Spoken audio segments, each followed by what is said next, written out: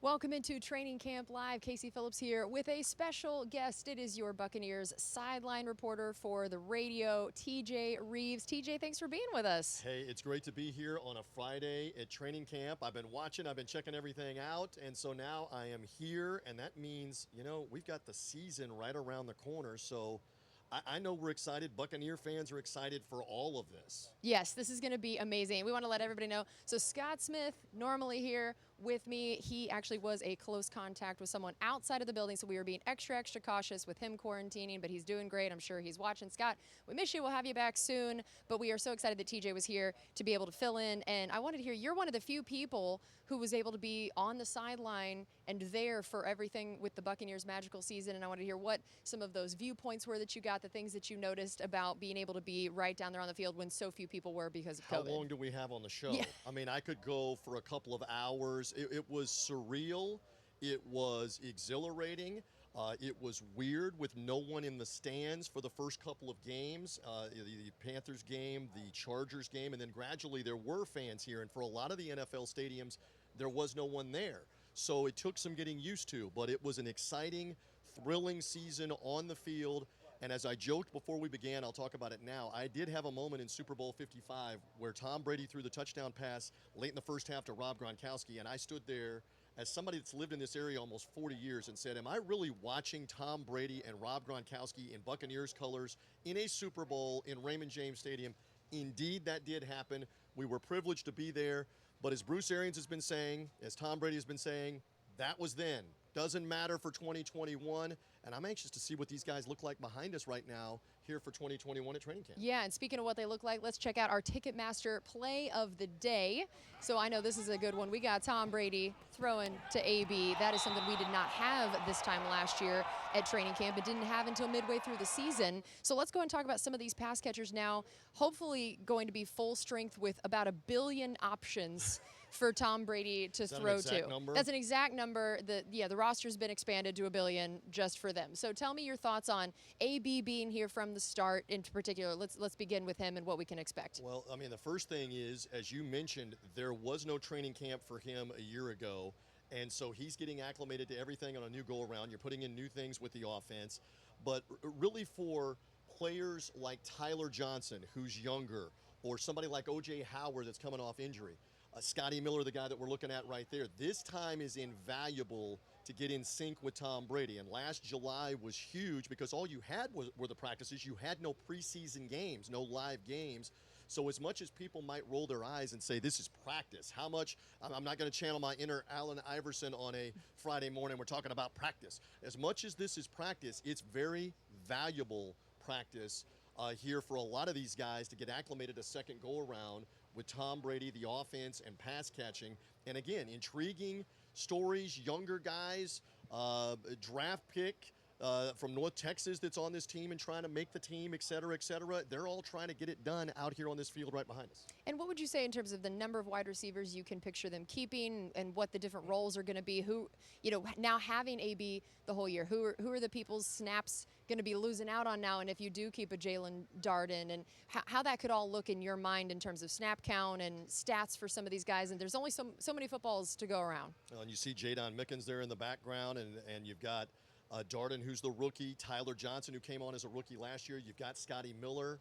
You get the feeling that all of those guys are kind of vying for maybe the same fourth or fifth receiver role, because we know Mike Evans, Chris Godwin, Antonio Brown are the guys that they're going to count on the most heavily, and then it's kind of a battle for who is the fourth guy, who is the fifth guy, and as you say, somebody's got to play special teams, which Mickens is one of those guys that could go back and field punts, etc. 7 maybe, but you're in one of those positions. I mean, for so many years, you envied other teams that had a luxury at different positions of who do we keep, and more than likely we're going to get rid of one person or maybe a couple of players that are going to go somewhere else and play, not just be on the roster. That may be the case in 2021 with the Buccaneers. They might have to get rid of a receiver or two, Casey, that goes somewhere else, hooks on, and plays for another team in the NFL. That's how good the depth is. And then how about the tight ends, as we consider them also the pass catching options? As if we didn't have enough wide receivers, we also got some pretty dang good tight ends. How do you see that shaking out now that you theoretically, hopefully, will have OJ, Cam, and Gronk all healthy, all playing together, and then even guys Tanner Hudson, Cody McElroy. There's just so many options there. How many do you see them keeping, and who is playing at what points in the game, getting those snaps? Well, first of all, let's talk about the guy that we're looking at on Training Camp Live. I mean, I don't think you can oversell this. Some of what I do, not so much you, is we oversell things. We overhype things. I don't think you can oversell what he meant a year ago, staying healthy, staying in to block 50, 55 plays a game as a blocker for Rob Gronkowski. Tremendous teammate a year ago, sacrificing his own body, his own catches, his own touches. So you start right there. And then as we mentioned, Cameron Brate is not practicing right now. You've got O.J. Howard back off of injury. So somebody like Tanner Hudson's getting more reps out here behind us and an opportunity. So you do have tight end depth. You can't have enough of that depth because unfortunately you lost O.J. really in the first quarter of the season last year and had to deal with that as the year went on as well. But man, that's a lot of tight end weapons that can catch the football as well. From Tom Brady. All of those guys are pass catchers, including Tanner Hudson. Well, we have more talk about the offense coming up here. And, of course, as always, we are going to get to your Facebook questions. So if you have those for us, leave those in the comment section underneath our live Facebook video. So as we give you guys a chance to do that, let's check out some of the highlights from the last practice.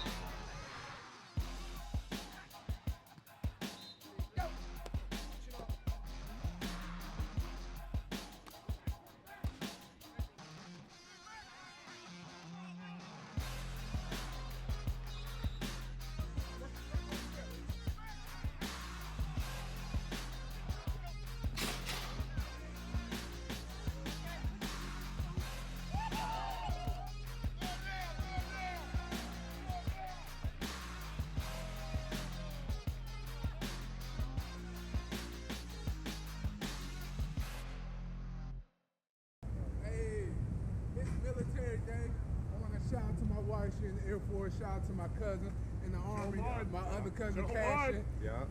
He's deployed right now. Ken, I love you. Naya. Amaya.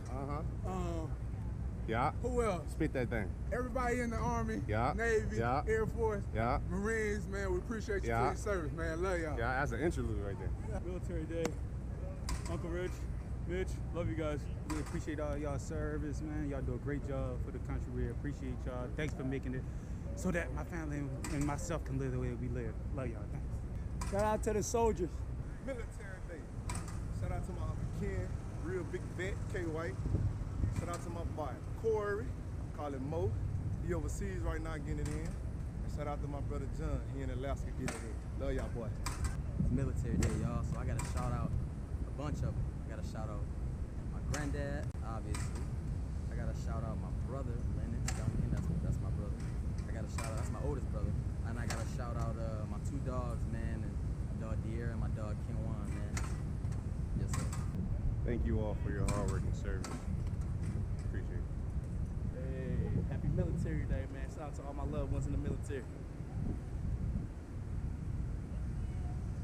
Welcome back into Training Camp Live. Casey Phillips here with TJ Rives. Loved seeing all those messages for the military from our guys. Yesterday was Military Day at camp. Love having a lot of those men and women from MacDill out here, and it is always just one of our favorite days here at training camp. Now, I know we're going to talk about the quarterbacks. We cannot have an offensive day here without talking about them.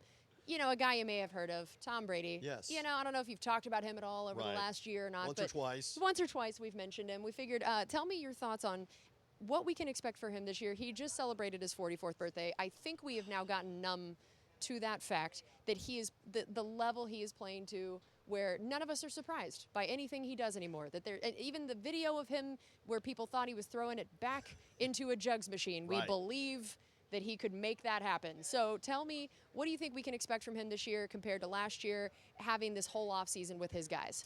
Well, I mean, at this point, who's going to doubt the guy? Because you could make these same knocks 12 months ago. New offense, new team. Can he stay healthy? He answered all of that. He played every significant snap of last season. Yes, there were some games, either winning or losing in the fourth quarter, where he came out of the game. But how can you doubt whether he's going to be able to stay healthy and stay in there? That's the biggest concern at 44 years old. And the Buccaneers offensive line did a great job of keeping him protected as well. And I can tell you, just from having watched him from afar in New England, the motivation has been, continues to be, and forever will be, what are we doing next? What are we doing the next season? It does not matter to him any longer that you won one a year ago. The goal is now to win another one, and that starts with what we're seeing out here in July. Get better in July, get better in August, and as you mentioned, you're going to have preseason games, which you did not have a year ago, to get more acclimated. That really put this team with a new quarterback who's different offense in New England, who's getting used to Byron Leftwich and Bruce Arians' offense. It put them at a disadvantage, and yet they still overcame it. So you're going to be at a little more advantage this year with those preseason games. And so speaking of those games, I know that is another new thing this year, only having 3 of them. So the typical formulas we've had in the past of when your starting quarterback plays, when your backups play, oh, this is the game where your last guys on the roster play. I feel like that whole formula is mixed up this year. And how do you think that is going to look in terms of the quarterbacks, who we see win, how much, and what do you think is the smart way to do this to try to make sure that everybody gets the looks they need, but you don't risk injury? Well, that guy that's in the middle of the screen right there, Kyle Trask, the number 2 pick out of the University of Florida, he's going to see a lot of the field, especially in the second half. Maybe not as much in the first preseason game, but certainly by the second or the third preseason game, he's going to see a lot of playing time, valuable playing time. There is nothing that replaces live reps against an opponent in these situations. And yes, you're going to practice with the Tennessee Titans later in training camp and get live reps against them. But for Kyle Trask, I think it's fair to say in the 3 games, Casey probably gets 6 quarters. He might get 6 quarters out of that. That's going to be 6 huge quarters for him to develop, learn the offense, live fire. Blaine Gabbert, you know what he can do. I mean, you're probably going to see Tom Brady in preseason game number 1 for the first quarter, maybe a little bit into the second quarter. Then I would anticipate, again, they don't run this by me. They may run it by you. They don't run this by me. You'll see a little bit of Blaine Gabbert. You know what he can do as a veteran. You'll see some of Ryan Griffin and then some of Kyle Trask. And it will probably be that Brady plays more in the second game, probably into halftime, then the reserves, and then it's mainly the reserves that'll play the final game. Golden opportunity against live fire for these guys to get the chance against competition, against a good competition, equally guys that are trying to make the team. So, yeah, it's going to be very valuable. And you're right, it's 4 less quarters. The coaches have been saying that everywhere, but remember, in 2020, you got 0 of the live stuff in the preseason to go over. And how do you see those other 3 quarterback spots shaking out? How many do we keep? What is the motivation behind who you keep? Because, I mean, the fact that we've kept 3 the last however many years with Ryan Griffin has been a bit of an anomaly. You know, that a lot of teams don't do that. They keep 2 on their roster. They have 1 on the practice squad. But we know that a guy that either, you know, any of these quarterbacks that obviously this team thinks pretty highly of might not last on a practice squad. So how do you make that decision of the roster versus the practice squad? How many of these guys are you keeping, and what is the decision factor between the 3 of them? Well, all right, so we would need Scott Smith to help me here with all of the rules on the practice squad, et cetera. We know Tom Brady and Blaine Gabbert can't go and are never going to go on the practice squad anyway, so it would be down to Ryan Griffin or Kyle Trask, and you're not going to expose Kyle Trask to another team being able to grab him before you put him on this practice squad. So the question now becomes, what do you do with Ryan Griffin and a 4th quarterback, and how does that work? Good problem to have. We talked about that earlier here in this edition of the show, where you may part with a Ryan Griffin, hypothetically, and he may be able to go somewhere else and be the backup and may eventually be playing, because, again, he's been waiting for his opportunity, as we see him there, for years on this team. And he succeeded in the past in preseason games, and he's kind of been at the ready. But that may be, again, it's a training camp battle. That may be the odd guy out, but an odd guy out that goes somewhere else, sticks on a roster, and may be playing in a game or 2 or more later on this year. So it is a good problem to have with that kind of depth at quarterback. All right, well, speaking of all of these quarterbacks, we want to make sure you get to know Kyle Trask plenty well. So here's another Meet the Rookies with him. I think the first Buccaneer to reach out, you know, there was a couple, I'm not sure when they came in, but I know Tom Brady had texted me, welcomed me to the team, which I really appreciated. You know, I was a big fan of his my whole life as a quarterback, really. So to have the opportunity to be in the same room and, you know, learn from one of the greats is an experience like no other. Going into the draft, I kept a really open mind because I know the draft can be crazy. You can land in a number of spots. So I knew Tampa had some interest in me, so I always had that in the back of my mind that it might be a possibility. And it's right down the road from Gainesville, so it's perfect for me. Just had to drive my stuff about an hour and a half from Gainesville and move right back in.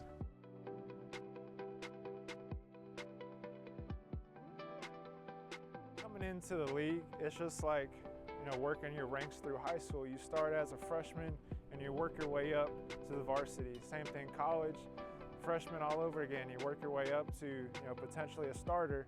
And now in the NFL, you come in as a rookie and you got to work right back up that totem pole. One thing I know is I'm just going to work as hard as I possibly can, have no regrets, and be ready for whatever's asked of me at the end of the day. I'm already falling in love with this offense. I think there's a lot of similar traits to what I did in college as far as, you know, run game and the concepts and throwing from the pocket. So I think that's going to help me out. And really, it's just different verbiage at the end of the day. Obviously, in the NFL, it's going to be a little more depth of the playbook, a little wider range of plays, but I knew that coming into this thing, and you know, I'm just looking forward to how much football I can possibly learn.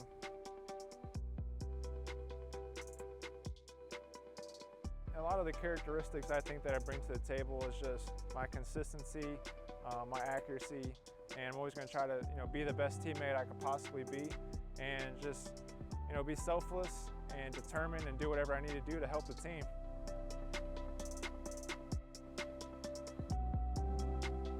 We did an introduction process with our two adult rhinos, Jamie and Johnny. He finally figured out how breeding worked. He had never been with a female before, and he had been trying for years with no success. Finally, they figured it out, and that one shot was really all it took, and the baby was on the way. Look, hello. Say hello. Hello. Oh. And the little baby one. But what do you name a baby rhino in Tampa Bay? His name is Gronk, huh? It is. Wow. Who's this? How many pounds? Like, so right now he's around 350 pounds. Oh my God. We wanted to name him Gronk in large part of what Gronk has brought to our city. It's just been a lot of fun watching them play, and so what's a better name for a baby, rambunctious little rhino than Gronk? Hello, baby Gronk. It's very nice to meet you.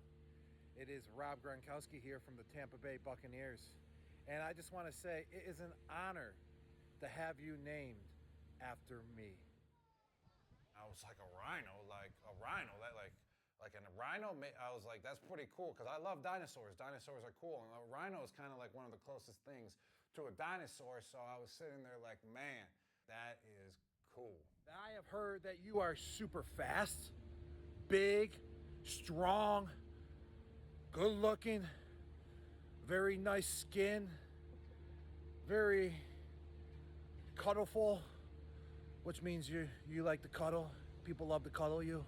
To know that the guy himself is that excited about having a baby rhino named after him, and, you know, seemingly is really excited that, you know, he's found his new inspiration again down here in Tampa Bay is just little baby Gronk. It's not just a name. Like, Rob Gronkowski is excited about the fact that he's tied to this community now.